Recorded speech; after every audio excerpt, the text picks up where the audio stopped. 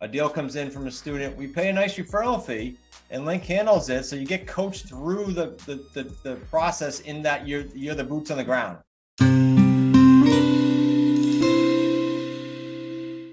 Welcome to another Deal Structure Sunday with myself and Mr. Link Irvin from North Carolina. Link, welcome, buddy. Hey, thanks for having me, Chris. You bet. No stranger to these, so we'll have some fun. But this is a little different, not in the 3 paydays that we're going to go over, you and I, and we'll kind of work our way through it because Nick sold it.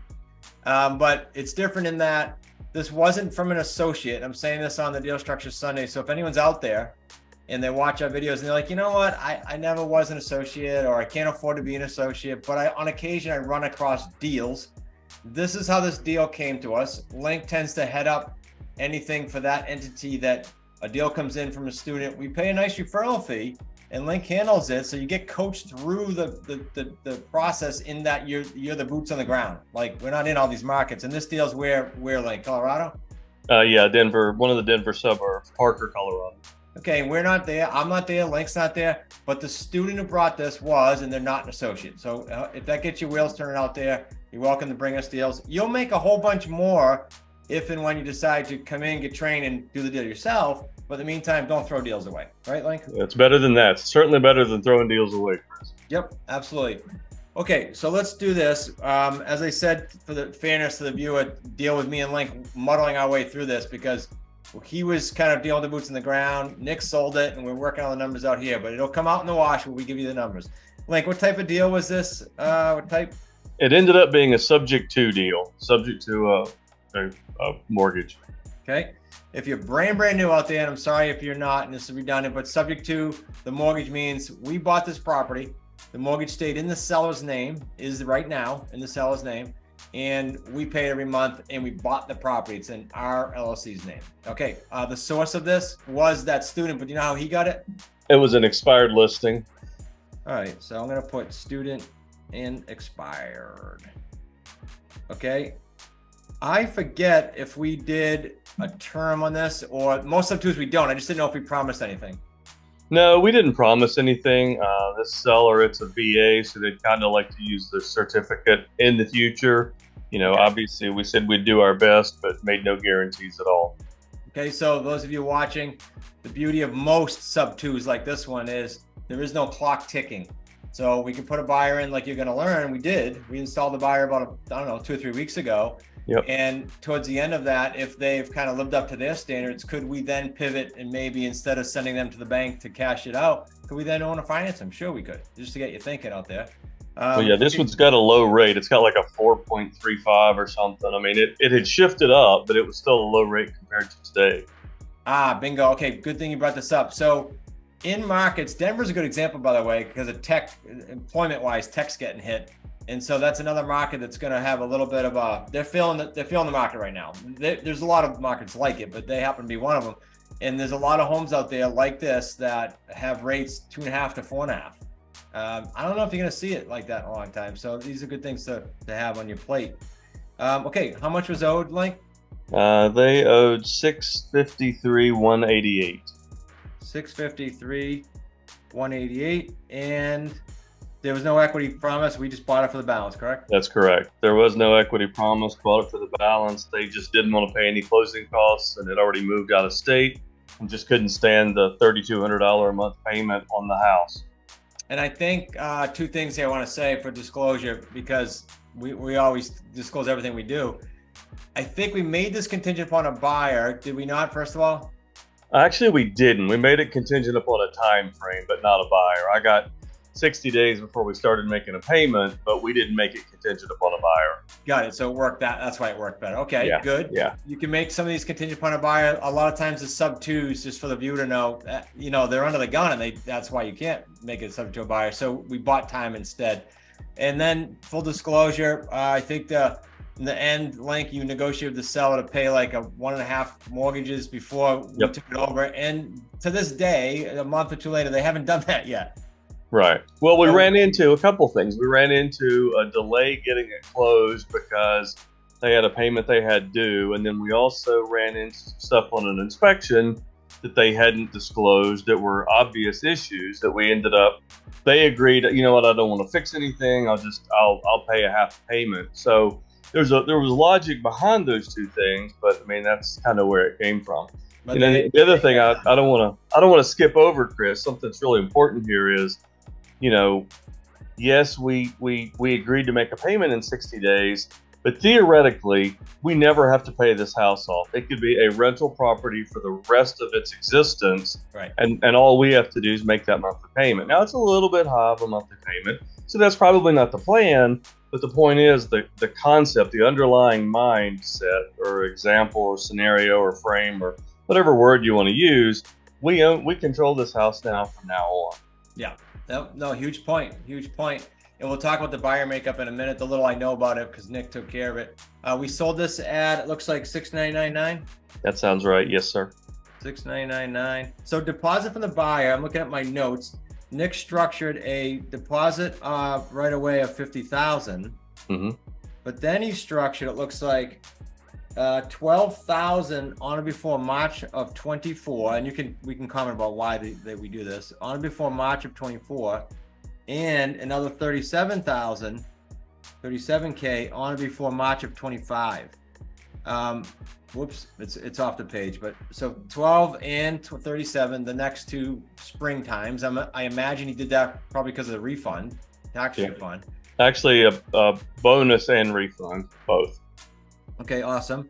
So good for the viewer to know, Link, right? That if you do this right, when you do this right, your February, March, or April, you know, when you schedule the tax refund situation, you should have big first quarters because of that. I remember, like, you know, when we were at our peak of 60 to 70 properties in our family team, come February, March, April, you could be as high as a couple $100,000 in scheduled payday. So it's super important to know that as you structure these deals to go ahead and make your cash flow work like that very, very well. Well, it makes the cash flow work, but it also, like, it helps that buyer get in. It improves their opportunity, their chance to get into the house, which is ultimately what we all want. You know, we want everybody to win. We want the seller to win by getting out from the house. We love making money here and there, and then we want the buyers to be able to get a house that they can't currently qualify for. So everybody wins. Right. So when they get to the end, the more down is going to put them in a better light. Might even give them a better rate. So yeah, it'll give them better rate, better payment, more down, maybe eliminate PMI depending on the situation. Like, there's a lot of things that will be going on in their favor as they increase the down payment. Yep. Awesome. Good points. Okay. Link alluded to a fairly hefty payment, probably not on the size house, but the payment here is what? 3,225.13. 3,225.13. Now, Nick did something super interesting here. I do remember this part. Lincoln, chime in if you have anything else. But this buyer, I know, called Nick and said something to the effect, I know the exact house, like the floor plan, everything was a cookie cutter home in the same neighborhood that he used to live in or grew up in or something like that. Yeah. So he just fell in love with the house, that I got to have it. So here's what we did. Whatever price Nick and Link were on at first, it was probably higher. What he ended up negotiating with the gentleman is to pay $10,000 up front. Like, so in other words, he came to closing with this 50 and this 10. That's what he came to closing with. But you're going to see how we actually are in a negative cash flow because of that. Nick opted to give him $10,000 up front, and if he did, he'd discount the monthly payment to $2,650.10. I imagine the conversation was something like, hey, this is where I kind of wanted my payment to be, and to get that, Nick had him buy it down, almost like he would a rate, but 10 grand up front. So although this is a negative $3,800 over the course of the term, and again, Link said earlier, we could own this forever. We just used I think a 24-month term here, it looks like, Link. I believe so, yeah. I believe so. We didn't nail that down, Chris, so I'm not certain, but I believe so, yes. I'm pretty sure, because if that thing's negative, what, $400, $500, $600 times... I think it was 36 months. I think it was 36 months. Okay, so we can back the numbers out, whatever it was. And then you add the 10 grand to that, it's actually a positive $61.99.28. If all goes right to term, could be earlier, could be later, but we're just giving you an example because this is in progress right now with buyer inserted in home for only the first month. Well, and let's go ahead and throw in the other caveat, Chris. We'd like to be honest with people. This buyer could fall through, and this is all non-refundable money they've paid us up front to live in the house for a period of time, to have the right to pay a rent. I mean, like, that does happen occasionally. So, you know, that's something else too. Yeah. So I just got off a podcast earlier, and I said, the gentleman said, "Oh, so I heard you guys actually care about the buyers and all that," and because a lot of people don't. I said, "Yeah, but we still have default. People have life events, and we've had all this, by the way, death, divorce, COVID, like all that has happened to us, and it's going to happen to people. So you're going to be in the 2 to 5% default rate. You could be in some years. I was talking to Nick, depending on how many properties you have, you could be as high as 10%. It happens. People have life events. I don't care how good you are and how much you care about them. So good point. Okay, so the markup looks like roughly 46,000 and change, 46.7 and change. That's the markup, just so we can figure out payday 3 for the viewer. Yep. The principal pay down, they did use 24. I see it there. So the principal pay down is $1,320 a month on that underlying mortgage up here. Yep. Now, Link, just for them again, if you're familiar with an amortization schedule and you're watching this, obviously it's not fixed. Every single month it might go 1320 today, and tomorrow, next month 1322. You know, it increases ever so slightly over the term. We use a fixed amount as of today of 1320 times 24 months, and that comes to 31,680. That's the benefit of the principal pay down. And to Link, to your point earlier, if we do end up keeping this longer, that just continues to increase and pound down principal, which is nice. A nice part of our payday 3 model. Yep. Sweet. All right, then we got to give them credit. I got a question on Slack the other day, which is where all our associates camp out, and the student said, well, how do they get credit for their deposit? They paid all that 99K in. How do they get credit? They get credit just like you would if you went out and bought a house tomorrow and you put down 100 grand on the settlement statement with your attorney in the closing, and you have a bank loan probably coming to the table, but you'd get credit for your 99 grand. Well, the buyer in this case does too. Just it's the closing at the end is just a regular closing. Okay, so the cash out, if you take the 46 grand markup and you add the principal, but you take away the money you basically got paid up front on this thing, you're negative $20,000 in payday 3. So what does that mean?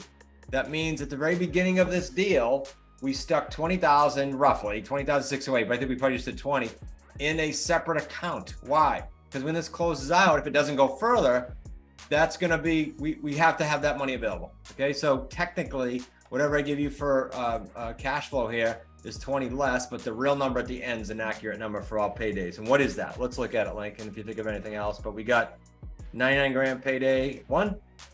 We got a almost $6,200 payday 2, and we got a negative payday 3. And that's going to put us right around 84.5. I think it's 591. 84,591. Yeah. Again, ballpark. Could it be less if it went sooner? Yes. Could it be way more if it goes longer and/or if we own a finance? Of course. Any other nuances that you can think of that we want to share with these guys, Link? Besides, we gave them kind of the good and the bad, right? No, not really. You know, the biggest thing is, like, you know, we always, when we look at deals, we look at expensive houses and we look at intelligent people and tend to go, well, gosh, they wouldn't do this. This lady's a master's prepared nurse. I mean, she makes $150,000 a year as a white collar professional employee. I mean, she's an intelligent seller, and she just wanted to be done. She didn't care about the numbers. She just wanted to be finished. She had moved to Florida and wanted to be done.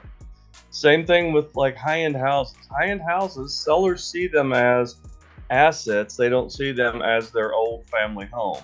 So, you know, both of those things that associates tend to be a little fearful of actually aren't really relevant at all. And I just can't stress that enough when you're looking at a $700,000 house. Oh, they wouldn't do this. You don't know who will do it until we ask. Like, what's their problem? Can we help them? And that's what we need to figure out. Yeah, and same on the buyer end, right? That's what yep. Nick specializes in. Like, you know, they went through a divorce. I don't know this gentleman, but I went through a divorce, or I had a job change, or I started my own business, or COVID, whatever. So we're just there to help. And what's really cool is a healthy relationship, to Link's point. We could just piece that together. We're the liaison. We happen to be the owners of the property. That's all. Link, appreciate you, buddy. Exactly. As always, were you going to add something? Sorry. No. I was just going to say I'm happy to be here. I like to throw out the little nuances because they do make all the deals different. I mean, it's really important to understand that until we find out what the problem is, we can't help them. And so that's the biggest challenge we face.